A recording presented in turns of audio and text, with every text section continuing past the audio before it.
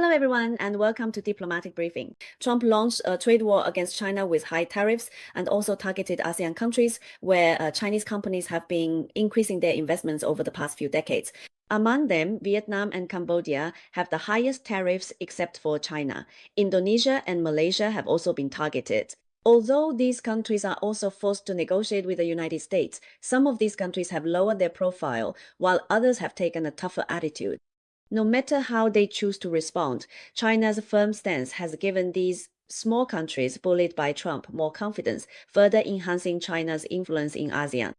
Recently, Premier Li Qiang of the State Council visited Indonesia and Malaysia. During his stay in Indonesia, some of the statements made by Indonesian leaders are particularly noteworthy. On the evening of May 24th, Indonesian President Prabowo attended the China-Indonesia Business Community Dinner held in Jakarta and delivered a speech. Prabowo praised China for its unwavering support of developing countries and its consistent commitment to opposing oppression, imperialism, and colonialism. He expressed his hope to continue strengthening relations with China in all strategic areas. Prabowo said the following in his speech. He said, "I would like to express my respect to China. China has always defended the interests of developing countries, opposed oppression, opposed imperialism, opposed colonialism, and opposed racial segregation." He pointed out that China has consistently supported the struggles of oppressed nations, which is a form of global solidarity that should be valued and serve as the foundation for building fair partnerships in the future. Prabowo also praised China's stance on the Palestinian issue. He said that to this day, we still see China's leadership, especially in helping the Palestinian people, and this makes all of us feel proud. On behalf of myself and the Indonesian people, I sincerely pay tribute to China's leadership in supporting oppressed people around the world. Regarding the relationship between China and Indonesia, Prabowo said in his speech, "The first country I officially visited as president of Indonesia was China, because I believe that the relationship between Indonesia and China is a highly strategic, extremely important, and very promising bilateral relationship." Looking at these figures, China is Indonesia's largest trading partner, with bilateral trade reaching $147.8 billion in 2024, an increase of 6.1% year-on-year. Prabowo pointed out that major projects such as the Jakarta-Bandung high-speed railway and investment in the nickel industry have strengthened the foundation of Indonesia's national economy. He said that these trade, investment, and technological ties demonstrate that China and Indonesia are working together to build a stronger, more prosperous, and more environmentally friendly future for both countries. Prabowo said that the interaction between Indonesia and China should not be limited to the economic sphere, but should also include deep friendship and cross-sector cooperation. He expressed hope to continue strengthening relations with China in all strategic areas. He believes that China and Indonesia can show the world how to achieve mutual benefit and prosperity, rather than a relationship where one is above and the other is below. According to reports from Indonesia's news agency, on May 25, Prabowo reiterated that Indonesia is ready to strengthen cooperation with China in order to create a peaceful region where everyone feels safe. He pointed out that the cooperation reached by both sides is not only beneficial to Indonesia and China, but also to the peace of Southeast Asia and the Asia-Pacific region. Prabowo previously served as Indonesia's Minister of Defense. In 2024, he was elected President of Indonesia. Although some analysts believe that, compared to his predecessor, President Widodo, Prabowo may not be as pro-China and instead wants to improve relations with the United States, his recent public statements, while not as direct as Brazilian President Lula's comments on China-US relations, Lula once said that China's firm and powerful countermeasures against reciprocal tariffs are admirable. Prabowo, on the other hand, did not specifically mention the China-US tariff war, but he also implied his stance by saying that he wanted to pay tribute to China because China has always defended the interests of developing countries, opposed oppression, opposed imperialism, opposed colonialism, and opposed apartheid. Given the hot topic of the China-US tariff war, it is hard not to interpret this as support for China's strong countermeasures.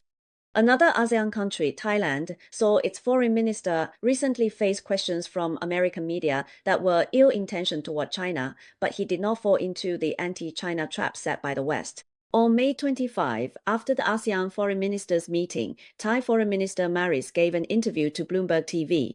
She stated that Southeast Asian countries should achieve economies of scale and open up larger markets by deepening regional and global supply chain integration. She said that some ASEAN countries are already cooperating to produce more complex products, such as semiconductors. ASEAN officials have indeed recognized the potential that comes from participating in global supply chains. The Bloomberg host again brought up concerns about the impact of cheap Chinese goods. Reportedly, last month, a survey of CEOs of Thai companies showed that nearly 71% of respondents are worried about cheap Chinese products. They are concerned that cheap Chinese products will impact the Thai market. This could lead to low operating rates at the local factories or even force them to shut down. Mali said that the large number of products from China entering the market will also help the Thai economy because everyone can buy cheaper goods made in Thailand. He said that what he wants to emphasize is that we must strive to explore and fully recognize the advantages of working with ASEAN and China to improve the global supply chain. Mari also said that all countries must be able to cooperate with any superpower on security and economic issues because taking sides on specific issues is not feasible. He also stated that Thailand regards BRICS as a platform for cooperation, not as a political bloc. Thailand hopes to become a formal member of BRICS, but so far there is no way to set a timetable. In recent years, economic ties between China and Southeast Asia have grown significantly stronger. The year 2025 marks the 50th anniversary of the establishment of diplomatic relations between China and Thailand, celebrating 50 golden years of friendship between the two countries. Over the past half-century, the scale and scope of economic and trade cooperation between China and Thailand have expanded and deepened. According to Chinese customs statistics, in 2024, the bilateral trade volume between China and Thailand increased to $133.98 billion, with China remaining Thailand's largest trading partner for 12 consecutive years. Thailand is also China's third largest trading partner among ASEAN countries. Direct investment by Chinese enterprises in Thailand has also been continuously expanding. Thailand has become a hub for Chinese companies going global. According to Chinese statistics, from 2015 to 2023, China's direct investment flow in Thailand increased from $407 million to $2.018 billion, while the investment stock rose from $3.44 billion to $12.657 billion. According to data from the Thailand Board of Investment, from 2018 to 2022, Chinese investment applications in Thailand totaled 1,941 projects. In 2024, Chinese companies applied for 810 investment projects in Thailand, with a total proposed investment of 146 billion Thai baht, covering areas such as electronic components, circuit boards, smart home appliances, data centers, and electric vehicles. China is the second largest source of foreign investment in Thailand. On the ASEAN side, data from the General Administration of Customs shows that in 2024, ASEAN continued to be China's largest trading partner.